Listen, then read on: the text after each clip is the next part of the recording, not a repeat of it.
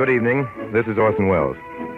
Tonight, the English star, Mr. Laurence Olivier, fresh from Hollywood, where he's been making Wuthering Heights, and just over from the Ethel Barrymore Theater, where he's been rehearsing with Catherine Cornell in Guthrie McClintock's new production, No Time for Comedy, joins us at Campbell Playhouse as John Geste in Beau, Geste. With him is your favorite villain, Mr. Noah Beery, who will bedevil Mr. Olivier and me in the bloodthirsty person of his original Sergeant Lejeune, which Noah Beery made famous in the silent picture version of P.C. Wren's celebrated romance about the Foreign Legion.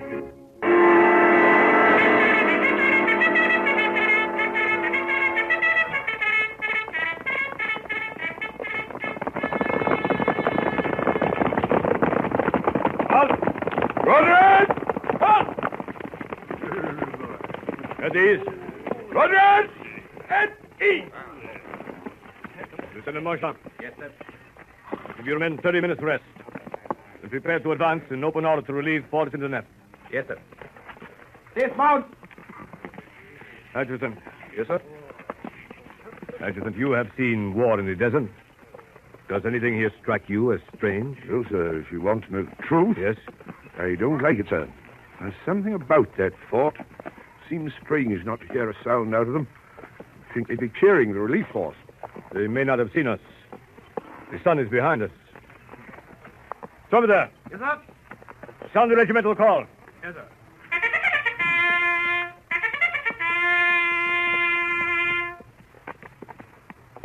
No answer. Do you think it's an Arab trap? I don't think so, sir. That's not the way the Arabs work. Courage and cruelty I've seen in them, but nothing like this. Adjutant, let me have your glasses.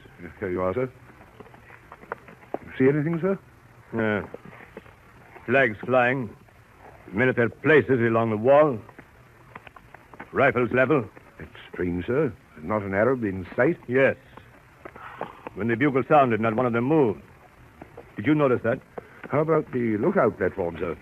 From that. Yes, sir. Once more, the call.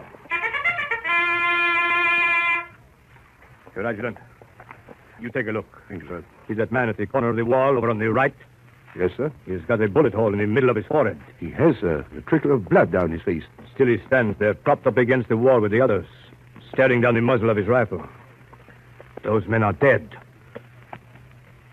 Gentlemen, I'm going to ask for a volunteer to ride alone into Fort Zindener.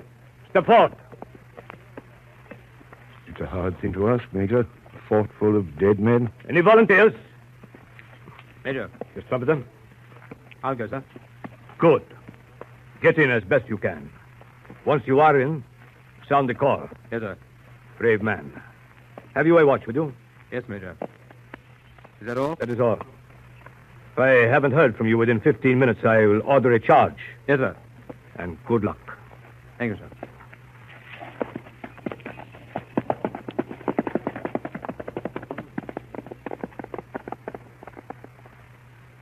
That was the last time they heard him speak. They saw him ride towards the fort, picking his way among the dead Arabs. They saw him stop under the wall of Fort Zindener. They saw him look up at the dead faces of the men on the wall. They saw him climb up on his horse's saddle and hoist himself up. Then he disappeared. A little before the 15 minutes were over, they saw a small dark cloud in the blue sky over the fort. At first, it seemed like dust. As it grew heavier and started to swirl, they saw that it was smoke. Just before the fort burst into flames, they thought they heard the sound of a bugle playing a strange call.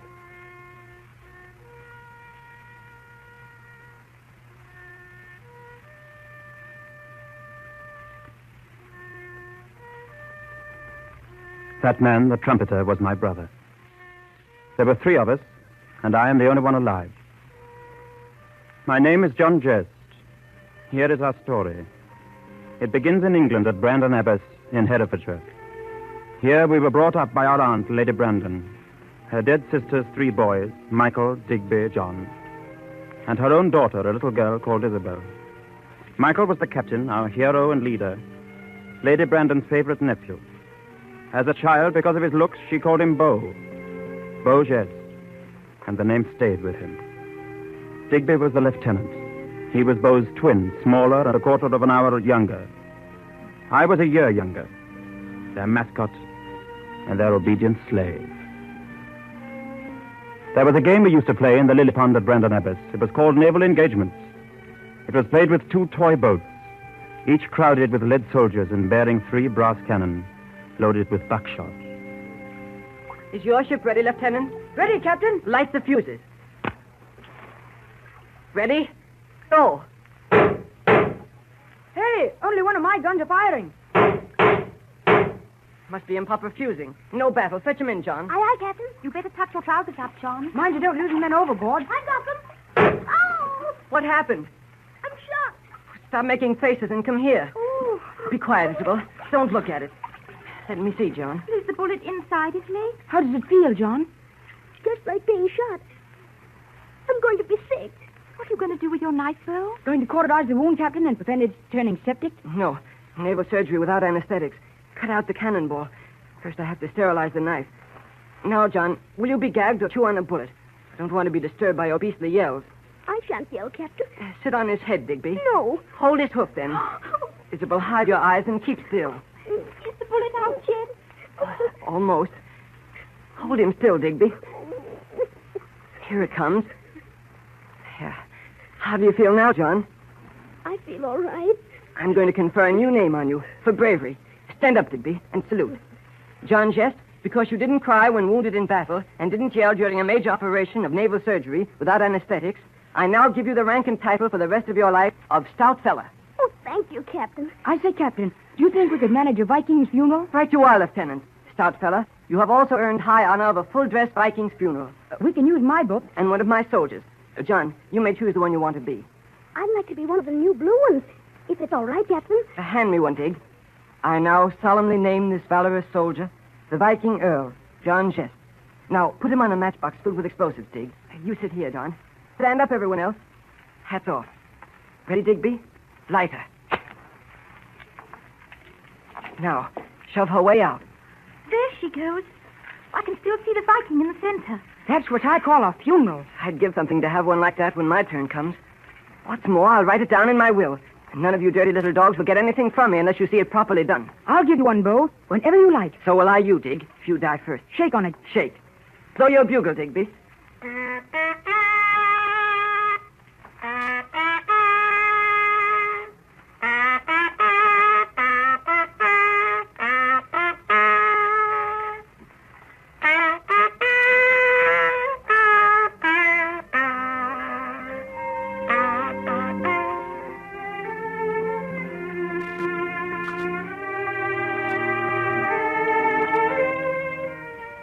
Most of the other great moments of my childhood were connected with the fabulous and historic jewel owned by Lady Brandon, the blue water sapphire. It had been in the family for several generations. Often people came to see the sapphire, princes, diplomats, jewel merchants from every corner of the globe. I remember the last time I saw it. We were home for the Christmas holiday. I was 18 then. Beau and Digby were at Oxford, and I was in my last year at school. On Christmas Eve, we persuaded Lady Brandon to get out the blue water for us to look at. Just the family, Beau, Digby, myself, and Isabel. Well, there it is, children. Dolly. Beauty, isn't she? Remember the Indian Maharaja who fainted dead away when he saw it? And it took 20 minutes to revive him. No wonder. It still makes me dizzy. I thought we'd never get rid of him. He kept coming back to see it again 3 or 4 times, wasn't it, Aunt? Never mind the Maharaja. Look at the blue water. Seems to get bigger and bigger. Yeah. Makes you want to dive into it head first. Just disappear inside it. I say, what? What's happened to the lights? Now, don't wander about anybody. Knock things over. The lights will go on again in a minute. They always do. It's something to do with the new power station. But Aunt, this is the 3rd time it happened this week. Why doesn't somebody get a candle? It's pitch black. Oh, there. I hope they stay on. Auntie, look. Look. It's gone. Whoever did this, please put it back. It's not funny. You suppose it fell on the floor? It was under the glass cover. Whoever took the blue water, please put it back at once. John, Why do you accuse me? you were nearest the table. Oh, John, nobody accused you. Put the beastly thing back. Me? I didn't take it. Oh, why don't you put it back, whoever did take it? Let's not keep on pretending. We shall all go to bed now. This room will be locked. But the key to it will be left in the little brass box in the hall. Only you 4 will know where it is. The thief will have a chance during the night to replace the sapphire without revealing his identity. If the blue water is not here in the morning, the police will be called in. No one will be spared, no matter who it is. The next morning, we found the jewel had not been returned. Only Digby and Isabel and myself were at breakfast. Beau didn't appear. Lady Brandon sent down word that no one was to leave the house. She hadn't sent for the police yet, but we expected she would any minute. It was a strange morning, wandering about the house, each of us keeping to himself, waiting for something to happen. Around noon, I went into the library. Johnny, Yes, Isabel? will you tell me something? Certainly. What? It's a silly question. Terribly silly. I know it's silly. Well? Johnny, did you take the blue water? Why, no, I didn't. Oh, I'm glad. Oh, I shouldn't have asked it, Johnny, but I wanted to hear you say it yourself. Isabel, you're crying. Oh, forgive me for asking. Isabel, what's the matter with you? Isabel, do stop crying. I can't help it. I can't help it. Johnny, I love you. Darling. Darling. I wish I knew what to say, darling. Isabel, someday we'll get married, won't we? Yes. When I've scraped together a little money and proved somehow that I'm worthy. Please kiss me, Isabel. Excuse me, could I talk to John alone? I have something rather important to say to him. Yes, of course. Bye, John. Goodbye, darling. What are you being so melodramatic about? Beau's gone. How do you know? He left this note. By the time you get this, I shall be well on the way to where I'm going. Please tell Aunt there's no further need to badger any of you about the blue water. If Scotland Yard is put on the trail, tell them you knew I contracted large debts at Oxford. I must have been led astray by evil companions. You and John, of course. Keep an eye on John. I bet you both. Ever yours, Beau. It can't be true. Of course it isn't true. I can't believe it. Not a Beau. Things like an open book. He's taking the blame. But who's he shielding? Perhaps he doesn't know. Look, if Beau didn't do it, then maybe I did it. You didn't, did you? Neither did you, or Isabel. Oh, of course not. It's ridiculous. Exactly. John, we can't let him do it. It'll break Lady Brandon's heart. You know how she adores him. What do we do? Well, nothing for the moment. I'll say nothing. I'll speak to you later. I've got an idea. That evening, I found a note on my pillow in Digby's writing. Dear John, I can no longer let the innocent suffer for my guilty sin. By the time you get this, I shall be well on my way to where I am going. Will you please tell Aunt that Beau's noble and beautiful gesture was a lot of nonsense, and that I'm the real thief? Tell her that by the time she gets this...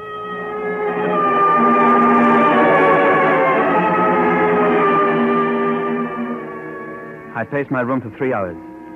Then I started to pack. As the dawn came up, I tiptoed out through the kitchen door. Through the dim morning, I walked to the station and boarded the first train.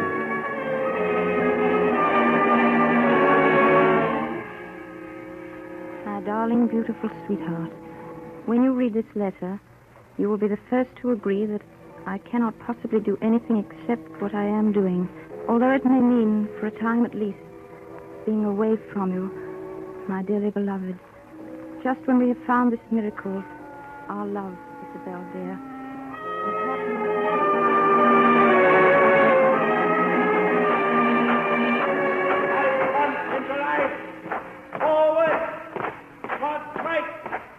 May I speak with the officer in charge, please? Yes, what do you want? Are you the recruiting officer, sir? I am.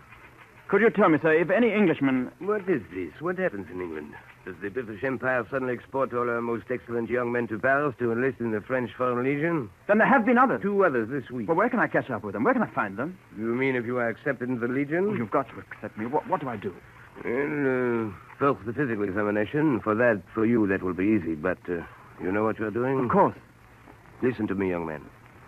In the beginning, a volunteer enlists for 5 years. His pay is 1 sou a day. The discipline is hard. Harder than that of any army in Europe. If a man deserts from the Legion, he is shot. Think it over, young man. Think it over. They accepted me. I signed a paper and I was a soldier of France. Name, John Smith, Foreign Legion, 103762. A week later, I was in Iran in Africa. Then on to an inland town, some 20 of us on foot.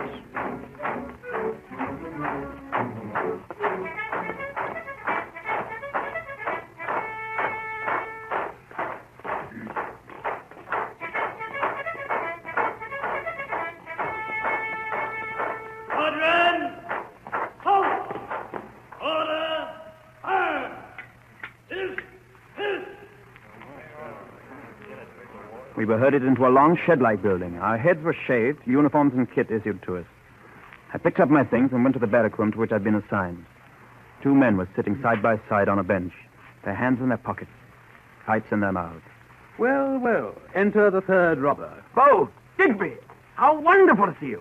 I was afraid I mightn't catch up with you. Oh, my poor, dear, idiotic, mad booby. What the devil do you think you're doing here? Fleeing from justice, Beau. What about you? Same thing. You, Dig? Who, me? Well, to tell you the truth, I'm fleeing from justice. Did you bring the sapphire with you, John? No, I didn't bring it with me. Careless. Did you bring it, Beau? Yes. You too, Digby? Oh, never travel without my sapphire. I suppose one of us 3 has got it. 2 of us. What are you going to do with it now? Carry it about with me. That's the old kangaroo custom. They carry about the young and their money, things to sort of drag, in front, accessible. I keep it on me night and day. Got to kill the man before you can rob him. There we go. Inside a line up for inspection. Inspection? I just arrived. Well, that's not too soon for the John. Who? Color Sergeant Lejeune. Charming man. From now on, your commanding officer. Turn! Right, Geste. Steady. Front. Oh, a new company of jailbirds, eh? Why couldn't you go to the prison instead of coming here to waste my time? Well, I'll make you wish you hadn't come near the Legion. I'll make you wish you were never born. Let's see what we have here. You. What's your name? Schwartz. Say, sir, when you speak to me. How about you? Who are you? My name's Hank. Hank Locker. Come from Silence. Chillicothe. Any more silence, insolence from you, I'll tie your wrist to your ankles and the small of your back. Okay, sir. And what's your name? Smith. Oh, another English boy, eh? Let's see your hands. I thought so. Soft as pancakes. Never done a stroke of work in your life, eh? Well, I'll harden those for you. I'll manicure you before I die. Silence! Open your mouth again, and I'll close it with my boot. Now then, you all may look like scum, but before I'm through with you, you'll be soldiers. Yeah. I'll make soldiers out of you if I have to kill you. Now, beginning tomorrow, we'll drill and march. You hear me? Drill and march.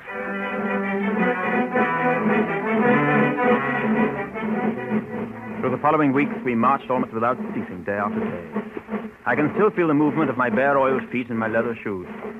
We wore no stockings in the Legion. Our second month, we marched 500 miles, 30 miles a day with rifles under a heavy pack. Faster. Faster, drummer.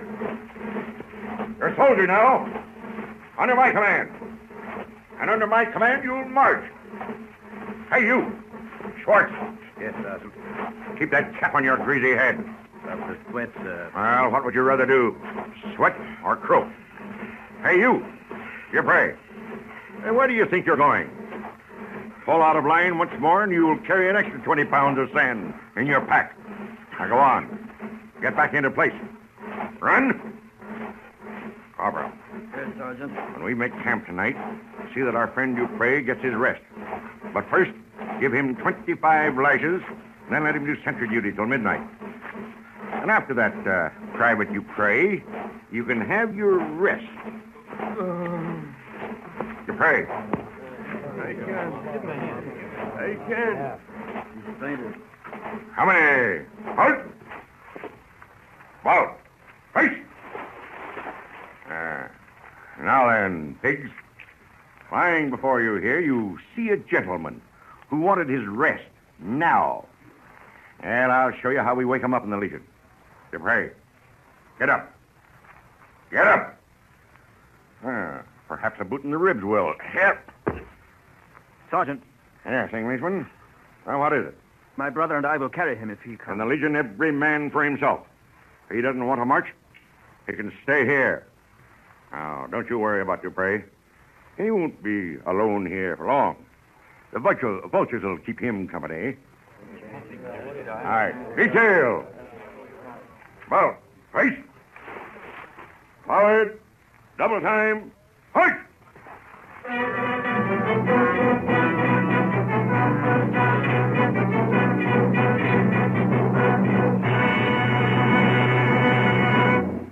You are listening to the Campbell Playhouse presentation of Beau, Geste, starring Orson Welles with Laurence Olivier and Noah Beery.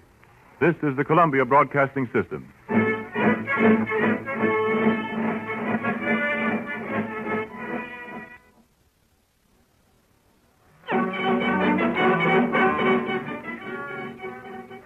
In the Legion, there were many conflicting reports as to what particular job we were being trained for.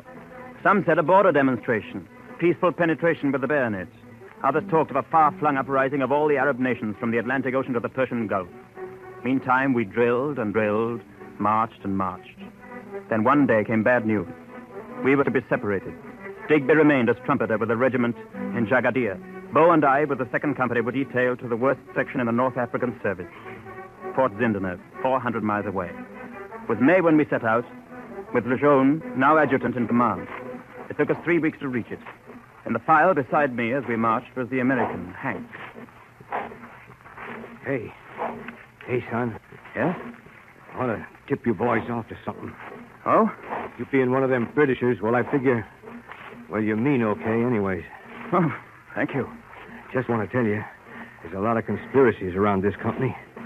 Now that we're getting away from civilization, things may start popping. You don't say. Yeah. Mostly they all have to do with you boys. How do you mean? Well, none of my business, of course. Boys got it figured out. You 3 brothers are a gang of international thieves. What? Yeah, hold your horses, son. Just telling you what they're saying. Seems they heard you fellas talking about some diamond you got hidden away. They heard how one of you carries it like a kangaroo in a pouch on his stomach. They mean to get it, even if they have to knife you for it. And in case you don't know, one of the guys that has his eye on that diamond of yours is our new adjutant, Monsieur Lejeune.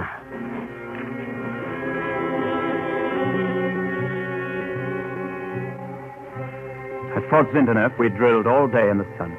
Lejeune saw to that. As for the nights, all we could do was to pretend that they were cooler than the days.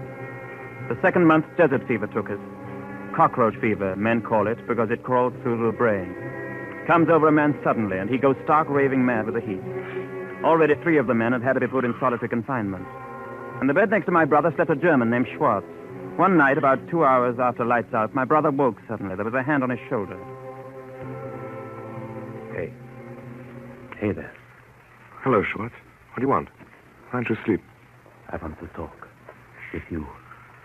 Are you enjoying life here at Zindeneuf? Oh, quite. You would like a change? I like change. Would you like perhaps to see again the civilized world? You and your brother and that precious diamond of yours.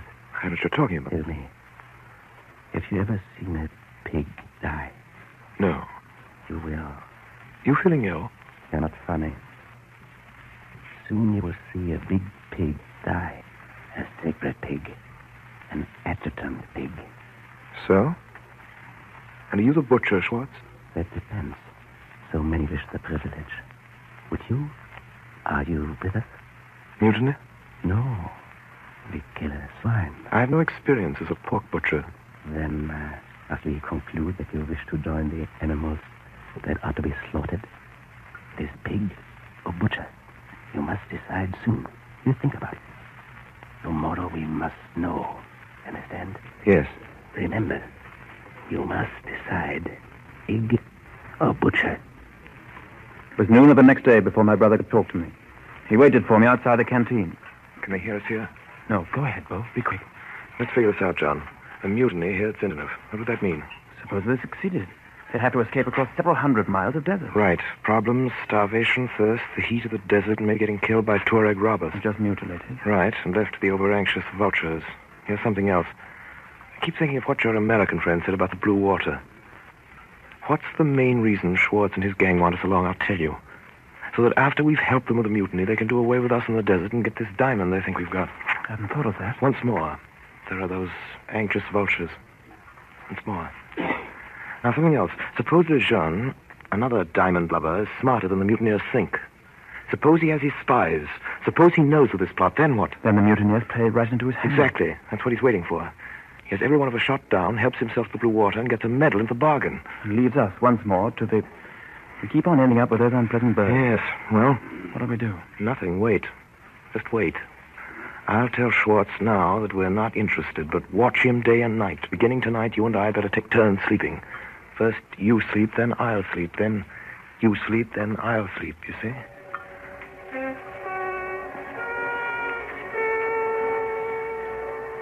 For 2 days and 2 nights, nothing happened. It was hotter than ever. Every morning as I looked into the men's eyes, I saw the desert fever rising, burning more brightly. The third night, I couldn't sleep. I lay in bed thinking of our years at Brandon Abbott, thinking of Isabel. I wondered if I'd ever get back to her and England. Fever-ridden men sleep fitfully. I lay awake listening to them. Just before the dawn, I became aware of a man standing at the end of the room. He had me covered with his revolver. Get up. Quick. One sound out of you, and I'll shoot. Go on. Get up and come here. March. Ahead of me. Go to my room.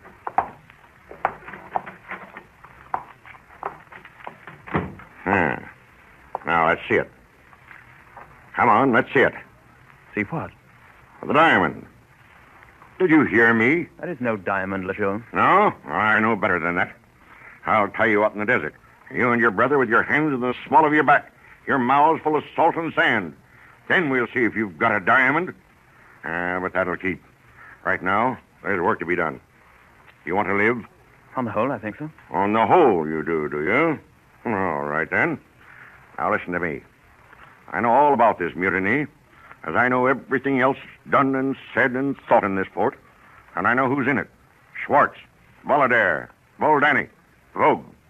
And I'm going to attend to it. Now. Tonight. You hear? Well, answer me. I hear you. I'll say so then. Now, you'll go back with me to that barrack room. First, wake up your brother. Get your rifles, yours and his. I'll stand at the door and cover you. You go from bed to bed and take every rifle. If any man speaks, don't answer him. If any man moves, shoot him, as a mutineering dog should be shot. You understand? I understand. Make a sound or a false move, you'll be the first that dies. All right. If you want to live, move.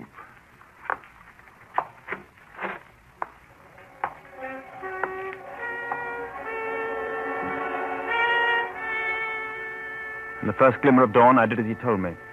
I woke my brother. There were no sentries posted that night, nobody to challenge us. We went from room to room, disarming the men as they slept. We carried their rifles upstairs, stacked them all on the flat roof.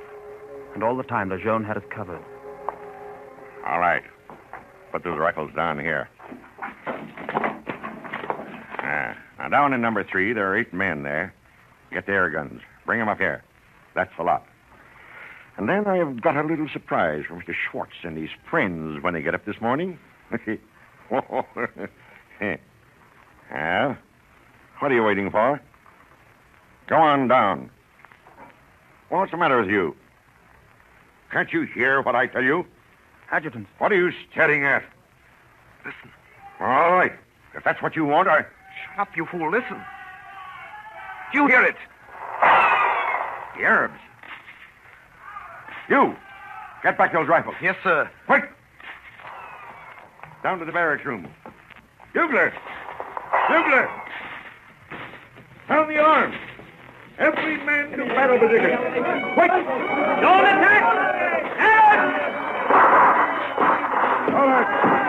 Emergency ammunition. 200 rounds. Above the wall. M2.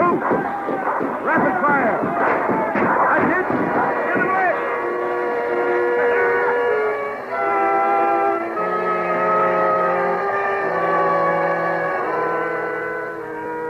Towards noon, the Arabs retired. They fell back as suddenly as they'd come. The attack was over.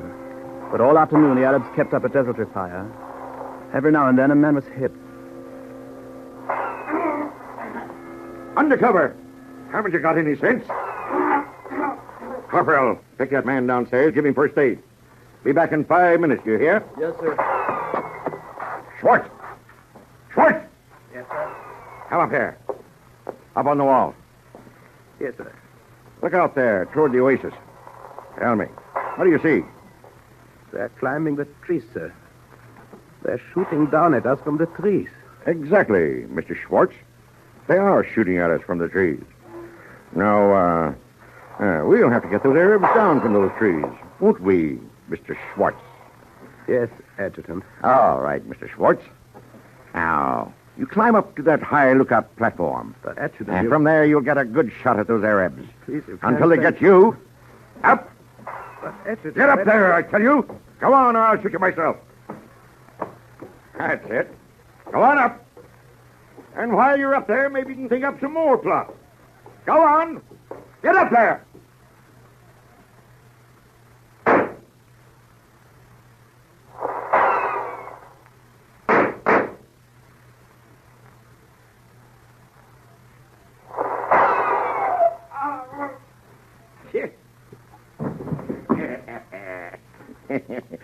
Too bad.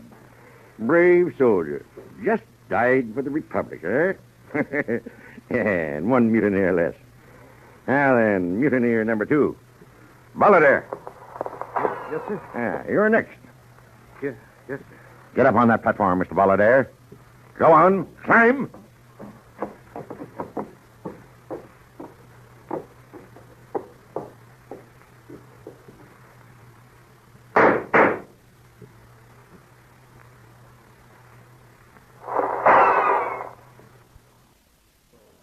Hopwell, call the roll. Dubois. Yes, sir. Smith. Yes, sir. Boldini. Bolida. Brennan. Lafarge. Schwartz. Jacobi. Yes. DeMayer. Out of 98 that morning, there were 46 of us left. That was the first day. The nearest relief post was Jagadir. It would be 3 days before help could come from there. In the morning, the Arabs would attack again. If they knew our real numbers, they'd scale the walls and cut us to pieces in a minute. That night, once more, Lejeune put us to work. Here. Come up here. Help me with this. Yes, sir. I don't trust those others. Pick him up with the shoulders and the legs. But he's dead, sir. Sure. They get heavy when they're stiff, don't they, eh? Come on. Up the stairs with him. Yes, sir. Onto the parapet. What you going to do? How do you think? Put them to work, you idiots. They're no good when they're alive. Perhaps now that they're dead, they'll be of some use. Yeah. There, prop him up against the wall. Push him against the parapet. That's it. That's it now. Straight up. Eyes front. Put his cap on his head. Now, give him a rifle. That's right. Sight it. Oh!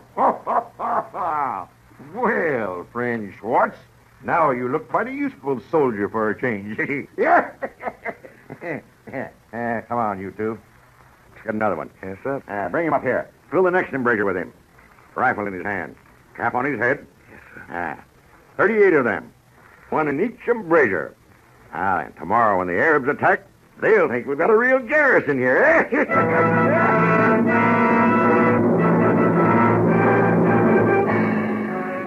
It worked. The next morning, the Arabs attacked again, but they kept their distance. All day, their fire poured into the fort, and inside, a handful of desperate men ran from parapet to parapet, shooting over the dead men's shoulders. Whenever a man fell, Lejeune would pick him up and put him back in his place on the parapet. He seemed to take a ghoulish delight in arranging them and sighting their rifles and putting their caps on straight. Once or twice, he lit cigarettes for the dead men. Cigarettes gradually burnt till they were spent in the dead men's mouths. But it worked. At the end of the day, they withdrew beyond the sandhills. And now, my merry friends, before we go to sleep, we're going to have a little celebration. Yeah, just the few of us. We'll celebrate what a good time we're having. We'll let the Arabs hear us. We'll let them see how little we need to worry. How gay we are. We're going to laugh. Laugh, I tell you. Now, do you hear me? Laugh.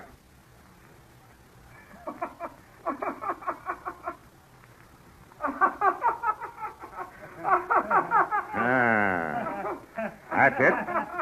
Well, come on, you. Now from left to right. Laugh. Louder, can you? Laugh, I say.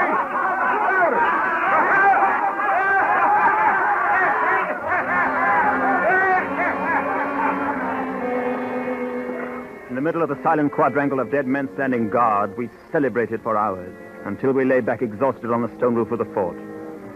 Late that night, Beau dragged himself near me. Got a cigarette, John? Just two. Here. Looks like the last lap, Johnny. Last cigarette. Oh, it's nothing. The relief is halfway here by now. Hope so. John, if I die and you don't, why don't you do something for me? Of course, Beau. There are 2 letters in my pocket and a small package and a money belt around my waist.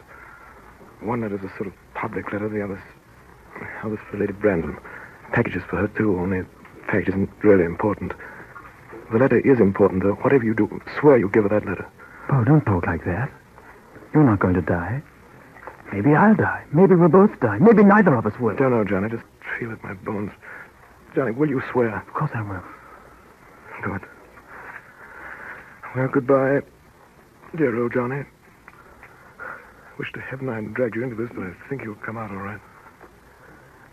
Give my love to Dig, will you? Here's a bill. I hope someday you two will be very happy. In the morning, the fighting started again. The same tactics again, running along the walls, shooting dead men's guns. By noon, there were only 7 of us left. 2 hours later, there were only 4. Each took one wall. We ran like men possessed, shooting, running. We never looked at each other. It was late in the afternoon when I saw that Beau had fallen. He lay there under the north wall, motionless, and I couldn't get to him. After that, I can remember nothing until it was night. Then suddenly my brain cleared, and I saw Lejeune bending over Beau's body, fumbling at his belt. Get away from there, Lejeune! No diamond, eh? No diamond. Leave my brother's body alone. Give me that letter. Give me that packet. Stand right. Stand back, you English swine. Give them to me, Lejeune. I'll move, and I'll shoot. Give me those letters and that packet. I said give it. The shot went wild, but my bayonet went straight through his heart. He fell dead on his back. I sank down on the stones. Then for the first time I realized that Beau was not yet dead.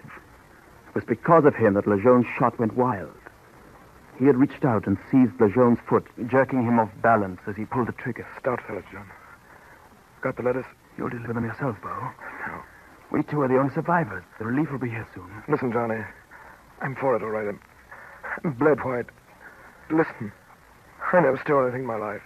Tell the guy I said so. Johnny, do get a letter home. Beau, wait. Look, I've got some bread. No, Johnny, now listen. Those letters, one's a confession. No need for you and Dick to carry on the game now, and you must get the confession published. You've got nothing to confess, Beau. Don't be an ass, Johnny. It's the living we have to think about. Leave the confession where it'll be found. But I'll haunt you. I'll gnaw your neck and go boo in the dark. No, don't go. Here, Johnny. Promise. Johnny. I'm going blind. John, where are you? Promise. Confession.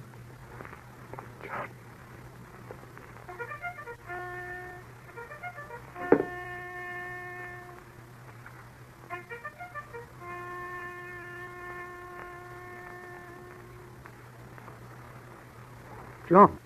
John, wake up. Listen. You've got to listen. Wake up. Try hard. Where am I? Where's Beau? This is Digby. Digby, do you hear? You're in the fort at Lindenhof. Beau's dead.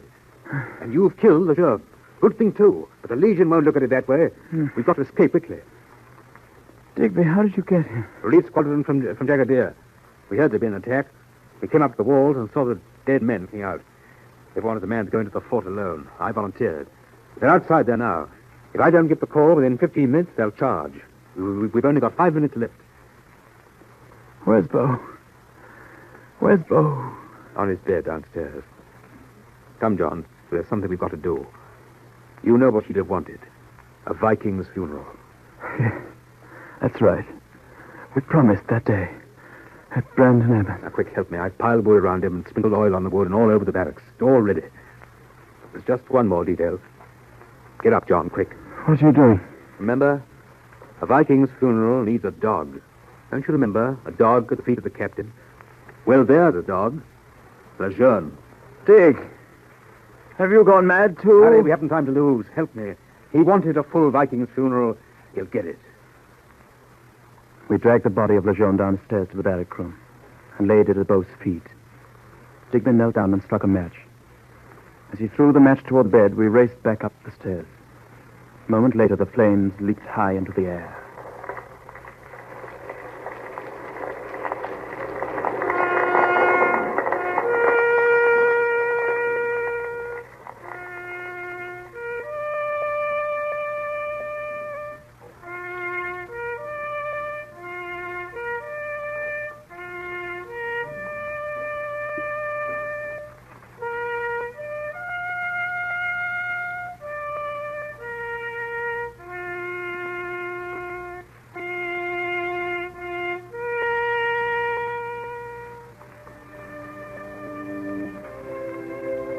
As we left the burning fort, we heard the cavalry coming up behind us. In the confusion of the fire, we escaped, heading west toward the coast. 5 weeks later, I saw the sea. Digby was dead, shot by a stray bullet from a marauding Arab. Almost a year went by before I reached England. I fulfilled my promise to Beau. The public letter was a sort of confession, saying that he alone had stolen the blue water sapphire. That was nonsense, of course. His lie had long outlived its purpose.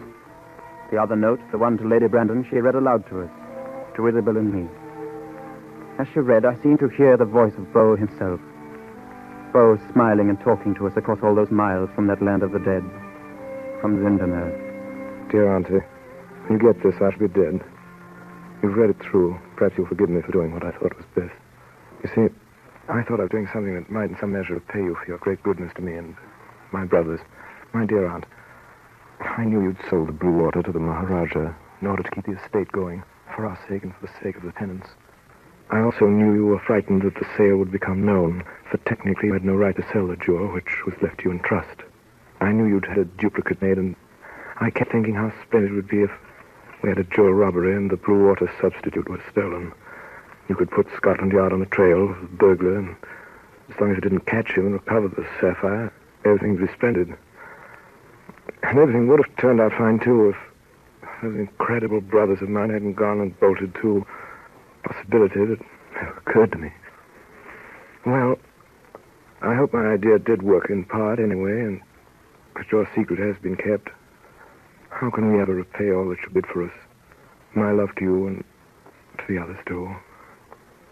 And all the happiness in the world to John and Isabel, your nephew, Beau Geste.